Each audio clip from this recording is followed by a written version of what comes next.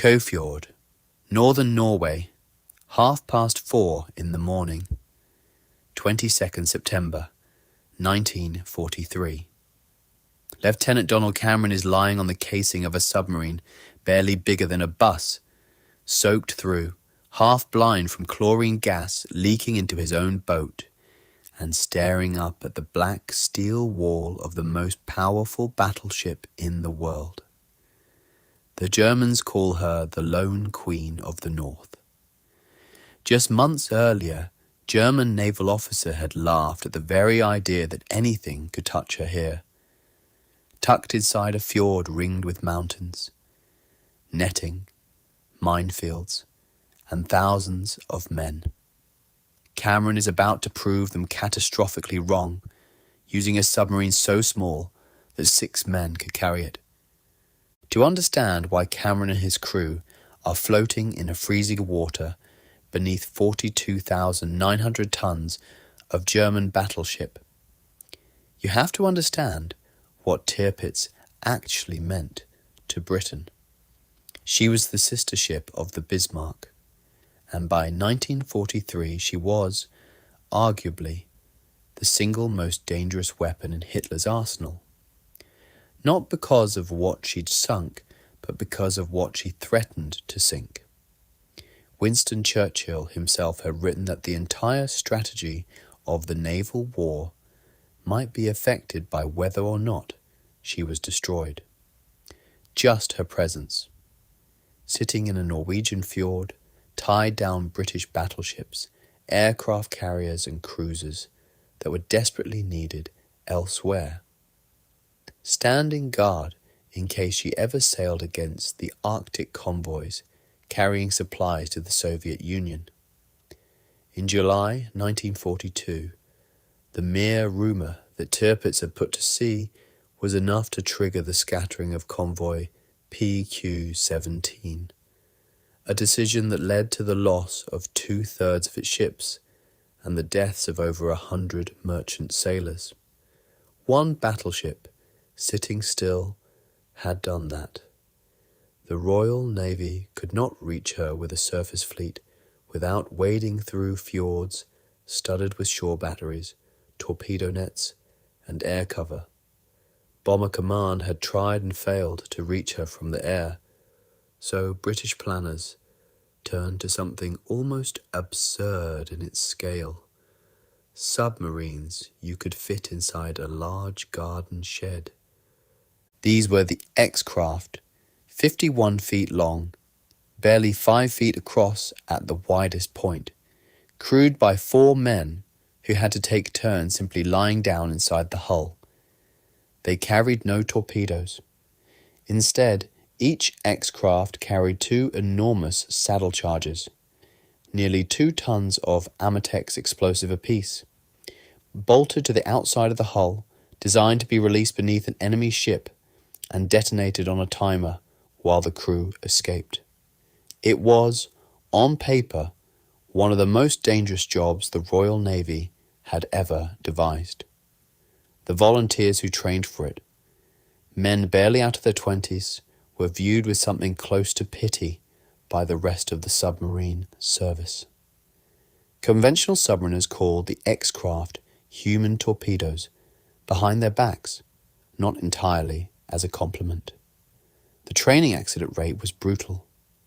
Several men died in the icy waters off the Scottish coast during rehearsals, drowned or overcome by fumes long before they ever saw a German ship. And crucially, no one, not the planners, not the crews themselves, knew for certain whether the boats could survive the operation they were about to attempt, codenamed Operation Source. The plan called for 6 X-craft to be towed across the North Sea by full-sized submarines, released off the Norwegian coast, and then to complete the final and most dangerous leg of the journey. 60 miles of fjord navigation, minefields, anti-submarine nets and patrol boats, entirely under their own power, with a passage crew handing over to a fresh operational crew part way through. 3 targets were assigned: Tirpitz anchored deep inside Fjord, behind multiple rings of steel anti-torpedo netting, the battlecruiser Scharnhorst, and the pocket battleship Lutzow. Of the 6 boats, X5, X6, and X7 were tasked with Tirpitz herself. The tow across the North Sea began on the evening of the 11th of September, 1943. It did not go well. On the 15th, X8 developed an uncontrollable leak in one of her side charges and had to be scuttled by her own crew rather than risk the charge detonating prematurely. X9 simply vanished. The tow parted in heavy seas and she was never found, her 4-man passage crew lost without a trace. That left 4 boats still in the fight, and already the operation had lost a third of its strength before a single charge had been laid. For those who remained, the passage up the fjord system was its own kind of slow torture. Kenneth Hudspeth, commanding X-10 against Scharnhorst, ran into one mechanical failure after another. A broken gyro compass, then a periscope that flooded, then a hydroplane fault that left the boat barely controllable. After days of fighting his own machinery rather than the enemy, Hudspeth made the bitter decision to abandon the attack and turn back, his boat crippled by breakdowns rather than by German action. It was, in its own way, a taste of just how unforgiving these tiny craft were, even without a single shot being fired at them. For X5, X6, and X7, the approach to Tirpitz herself was where the operation's real danger began. Fjord was not simply a place where a battleship happened to be moored. It had been transformed into one of the most heavily defended anchorages in the Kriegsmarine's arsenal. Anti-submarine nets, some of them reported to be reinforced against exactly this kind of attack, ringed the ship. Motorboats patrolled constantly. Hydrophone listening posts strained for any unusual sound in the water. And Tirpitz herself kept her crew in a state of readiness, aware, if not of the specific threat, that the British had not simply given up on her. Donald Cameron's X6 was the first to run into serious trouble, and it started with something almost farcical for a piece of precision military hardware: a leaking periscope. Seawater had begun seeping into the housing, fogging the optics and slowly filling parts of the boat with water that had to be baled by hand. Then, attempting to navigate a passage through the outer defences, X6 struck a rock and was forced to surface. Briefly, in open view, only to find, almost unbelievably, that no one on watch challenged them. Cameron pressed on. Then the boat became entangled, trying to negotiate the gate of the anti-torpedo net strung across the fjord entrance, an obstacle specifically designed to stop exactly this kind of attack. Somehow, whether through the confusion of a passing storeship briefly opening the boom or sheer determined manoeuvring, Cameron managed to work X6 through and into the inner anchorage. He was now inside the net, alongside the most heavily defended battleship afloat, with a boat that was slowly and steadily filling with water. Basil Place, commanding X7, was fighting a parallel battle only a short distance away. His boat too became fouled in the anti-torpedo netting. Twice. The fine steel mesh catching on the hydroplanes and forcing agonizing, blind maneuvering in the dark to break free without alerting the ships above. Each attempt to wriggle loose risked scraping metal on metal, a sound that could carry through still water and bring the entire anchorage's defences down on them in minutes. Place worked the boat free the second time with barely any margin left before dawn, would strip away what little darkness remained to hide them. By the time both boats were finally inside the net barrier, doubt and mockery were the furthest thing from anyone's mind aboard Tirpitz, because nobody aboard her yet knew the mockery had been misplaced. The Germans considered the netted anchorage effectively impregnable to submarine attack. That confidence was about to be tested from directly beneath the ship's own hull. Cameron's X6 was now in an appalling state. The periscope was almost useless, fogged and half-flooded. The compass had failed. Navigating largely by memory and by glimpses through the damaged optics, Cameron somehow brought the boat directly beneath Tirpitz's hull. There, his crew released both side charges, set on delayed fuses timed to detonate at 8:12 that morning, giving themselves a narrow window to escape. But X6 herself was now finished as a fighting vessel, too damaged to dive, barely able to maneuver.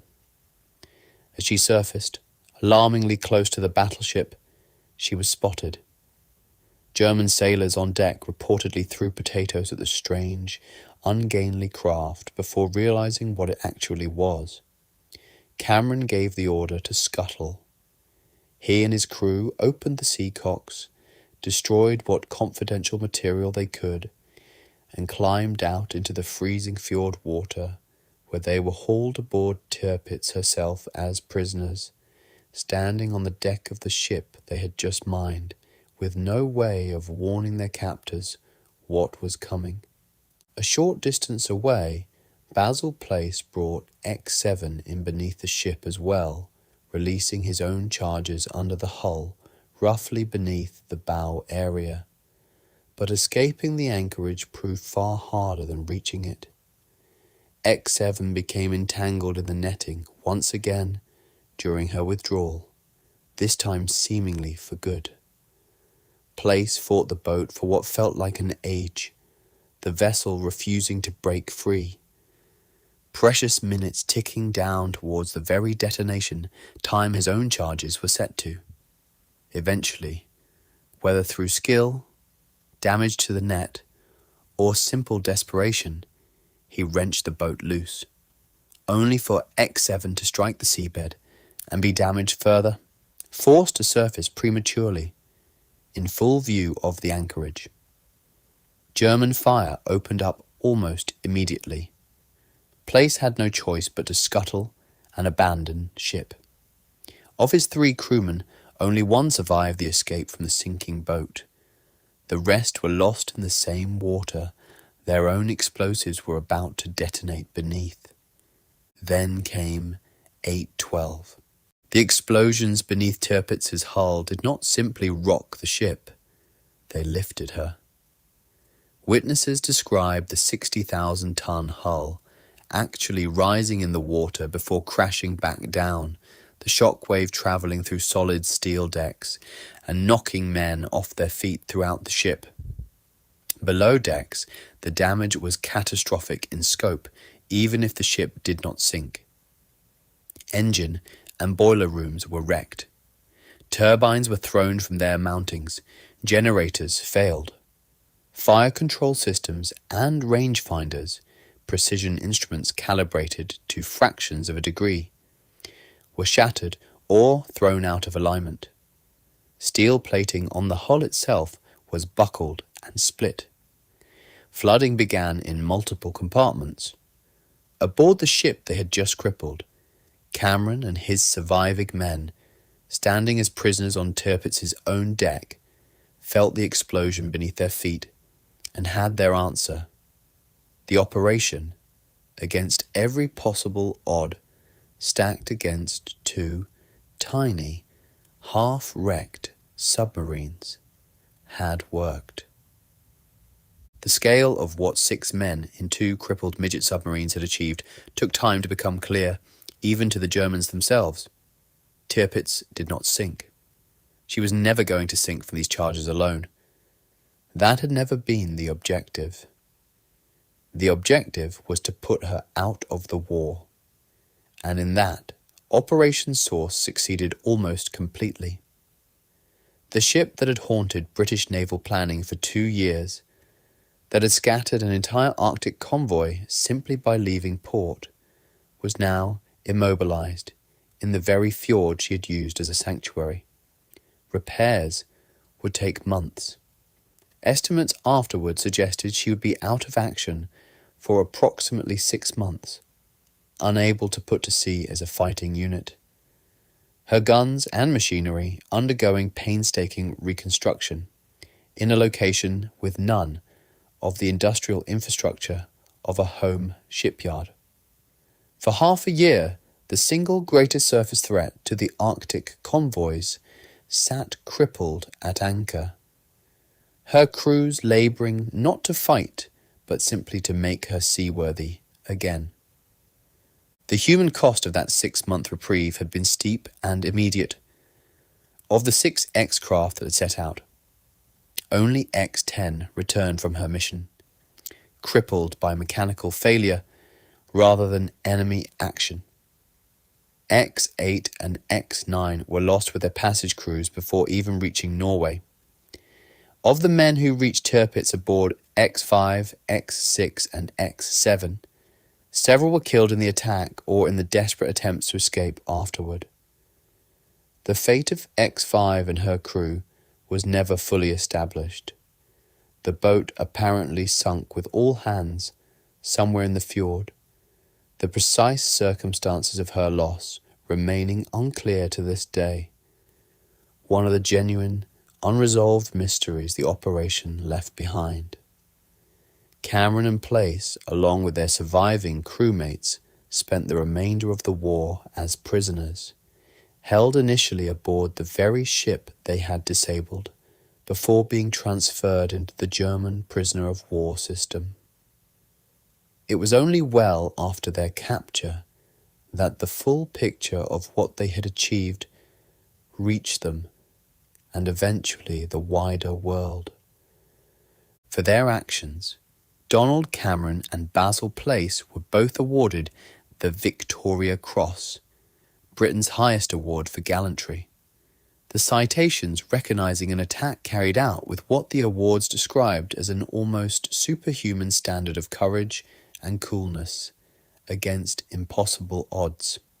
Other members of the surviving crews received the Distinguished Service Order and Conspicuous Gallantry Medal.